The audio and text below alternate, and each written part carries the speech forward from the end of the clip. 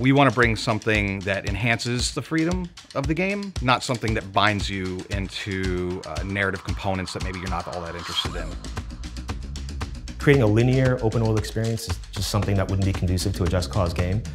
Players tend to play our game at breakneck speed. So it made sense for us to break up the story into pieces and place it throughout the world. A lot of it comes from the world that we try to realize. A lot of it comes from the ancient civilizations that we want to make sure we're embedded in there. Everywhere you go, everything you do, you're experiencing some part of the story, and it's really in your own order.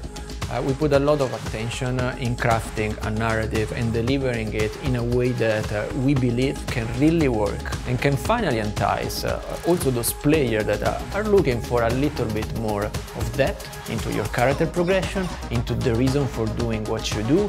Even as they fly by it at 100 miles an hour as Rico in the wingsuit, they take a look and they go, huh, that looks like some people live there. They're under some extreme conditions. I wonder why that is. This is actually the time when Rico and the player, as powerful as they are, they've met their match. You create your visions with your directors. And this time around, we also had a narrative director. The big misconception with narrative or storytelling in games is that you need more to tell a better story.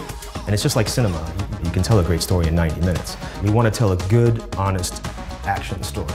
Every character we approach, the first question we ask ourselves is, who is this person? Why do they make sense for the story? How do they relate to Rico? Or how don't they relate to Rico? Does that create conflict? Very important for us to not play into genre conventions. We want to create people that are believable and relatable and are unexpected. For example, one of the characters Rico meets, she's young, she's a rebel for all the reasons that Rico's never been a rebel for in the past. One of our very early aesthetics that we tried very hard to nail was this idea that there's something new to discover around every corner. The beauty of the open world is finding ways to converge on those narrative points. Just because there's not a cutscene to tell you a plot point or a story point doesn't mean that the narrative is not ongoing. The story is always happening. You're spending time with these characters across all these objectives and you're getting to know them. It's a bit of a different socio-political setting than we've had in previous Just Causes, which were more built around like a dictator or a warlord. This situation, it's a little less obvious who the enemy is. And instead, you're forced to kind of expose the layers of both corruption and malintent underneath that.